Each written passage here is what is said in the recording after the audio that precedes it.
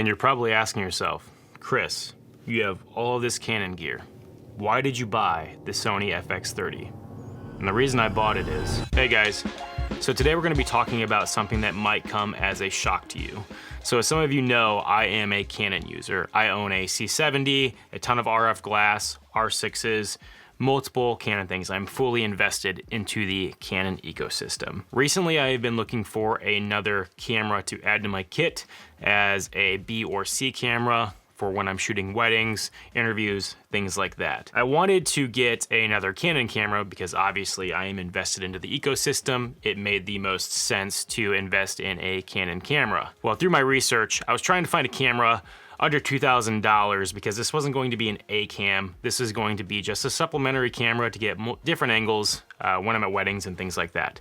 And once I started researching cameras in the Canon ecosystem under $2,000, it was kind of a lackluster selection in my opinion, at least when it comes to a video-centric camera. I've been using the R6, that's actually what I started off my career with, was the R6, and this has its caveats. The R6 tends to overheat a lot unless you're shooting in 1080p, and it also has record limits on it, which is something that I found out early on that doesn't really work well for somebody who has a video-based business, and especially with the overheating as well.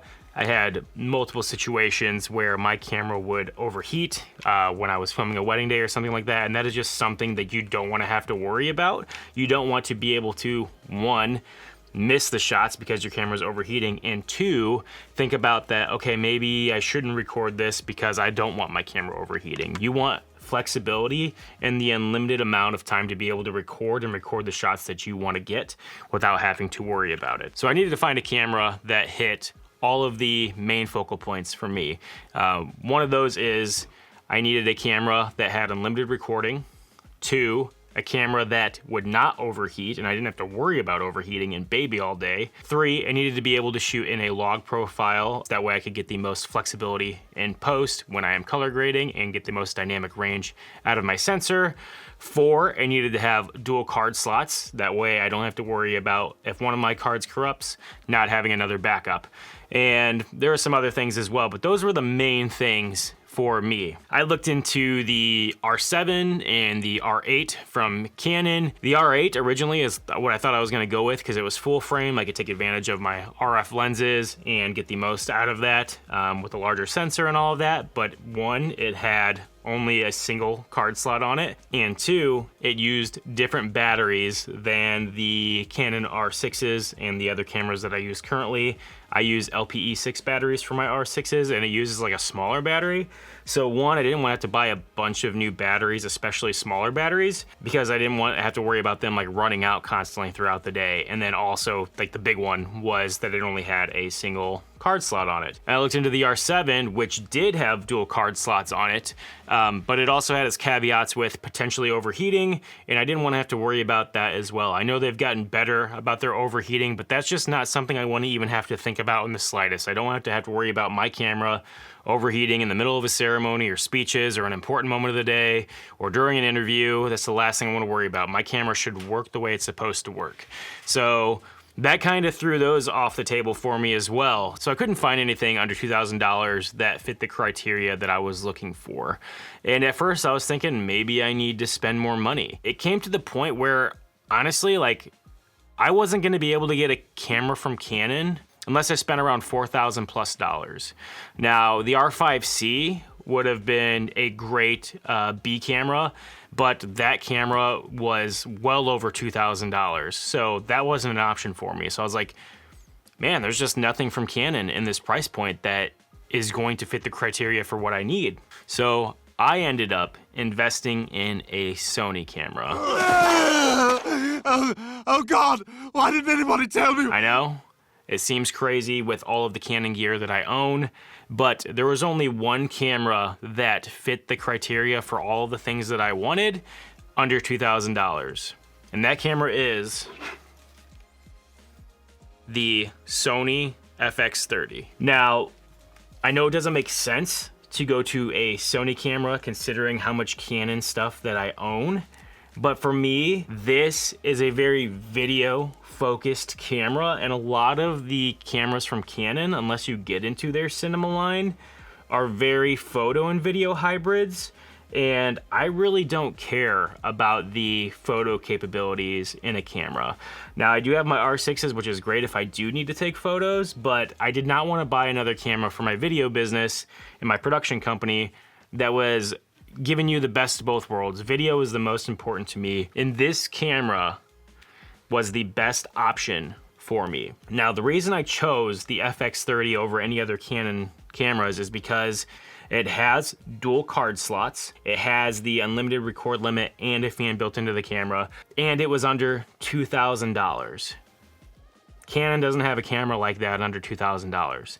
So I decided to go for the FX30, and originally what I was gonna do is adapt my glass, even though I didn't really want to, but knowing this was going to be like a B or C camera, a lot of the times I don't really put my cameras in autofocus. If they're gonna be like on a tripod or something and I know nobody's gonna be moving, I will grab focus and put it in manual mode. So I was like, well, you know what? Maybe I'll just use it in manual mode. I mean, I'm not opposed to doing manual anyway. Not all autofocus is great. So I was gonna do that at first. And then I realized that there is so much APS-C glass for Sony that you can get secondhand for a really, really good price.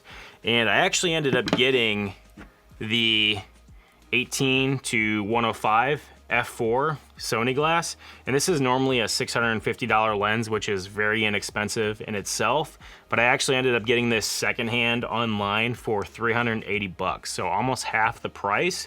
So I was like, you know what? This lens was cheaper than buying an adapter for my Canon glass.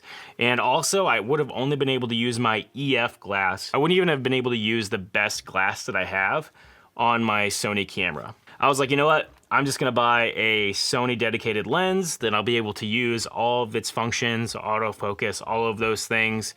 It is only f4, which honestly isn't the end of the world. I'm normally putting an ND filter on my camera anyway, and I know it won't be a shallow depth of field being an f4, but that's something I'm willing to live with to be able to have native glass on this camera. I'm honestly really excited to test out Sony's cameras. I actually bought a Sony a7 III. That was the first camera that I ever purchased, and I actually ended up returning it because my wife is a photographer and she shoots Canon, and I thought it made more sense to invest into that ecosystem together. That way we could share all of our glass, switch out cameras and things like that. So originally I was gonna go with Sony and I decided not to, and I went with Canon, and I don't necessarily have any regrets with Canon, but it definitely has their caveats when it came to video until I got the C70, which is a significantly more expensive camera than all of these cameras. So honestly, I think this is really like a call out to Canon. Like, what are they going to bring to the line to compete with the FX30? I know the FX30 isn't a perfect camera by any means, but at $1,800 and what they're offering for a video-based shooter, they don't have anything to compete with Sony at this point. So really it's their move. So I'm excited to see what this camera can do, how it's going to work in my workflow. You know, I have all Canon stuff right now. How the color profile is gonna match, things like that. Is this gonna be hard to match up to my other footage? And honestly, I've been getting into color grading so much for the last couple of years, I don't think that's really gonna be an issue to me. And I know there's always been the saying that Canon's colors are better than Sony's, and for the most part, I would agree with that, but honestly, you can tweak any colors in post afterward to match like a Canon camera. I honestly think that debate is kind of out the window at this point. As long as you know what you're doing, you can make this Sony camera look just like Canon colors and vice versa. And I'm sure some of you are gonna be saying, Chris, this is an APS-C sensor. The R8 has a full frame sensor. Why would you go with an APS-C sensor? And honestly, the APS-C versus full frame debate to me, that doesn't really matter to me, honestly. I think a lot of people put such a big emphasis on having a full frame sensor over APS-C. And I've been shooting with my C70 and I almost didn't buy the C70 because it has a Super 35 sensor on it. I thought that I was gonna be losing out having a Super 35 sensor over my full frame R6, and that couldn't be further from the truth. I love the image that I get out of my C70 10 times more than any other camera that I've ever used. And that is a Super 35 sensor. That kind of opened my eyes to like the whole full frame versus APS-C debate. And it honestly kind of threw it out the window for me. I honestly see, in my use case, more of a benefit to having the APS-C sensor, only because I can throw some of my lenses on there and get a further reach because it has a 1.5 times crop. And for me, especially when I'm shooting weddings and ceremonies and things like that, it is nice to have that reach to be able to capture the emotion and things like that on a ceremony without being directly up in your couple's face. So that was actually a benefit to me. I saw the APS-C sensor 1.5 times crop. I'm like, perfect. That's gonna get me more range out of my 18 to 105. That turns this into a 27 to like 157 or 158. Perfect, because I use my 70 to 200 on my R6 all the time, and I use that for ceremonies to capture the bride and groom. So this one over here is gonna get me a majority of the way there to my 70 to 200. And also, since it's like a 27, wide enough to use if I'm in like a smaller space. So this lens was pretty much perfect except for the F4, but I'm not gonna complain for $380. Like I said, I know that full frame is better in low light and everything like that, but honestly, I saw that as a benefit for me in my particular use case. These are all just tools. It all depends on how you use them.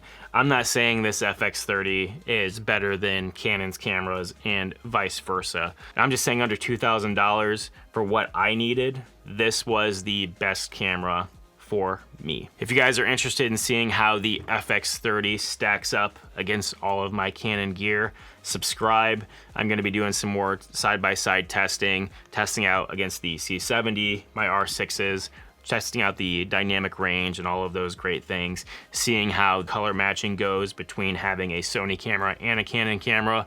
All of these things I'm going to have to learn along the way, but I'm excited about it. I'm excited to see what this can do for me, and I hope you guys stick around for the ride. So I'll see you guys in the next one.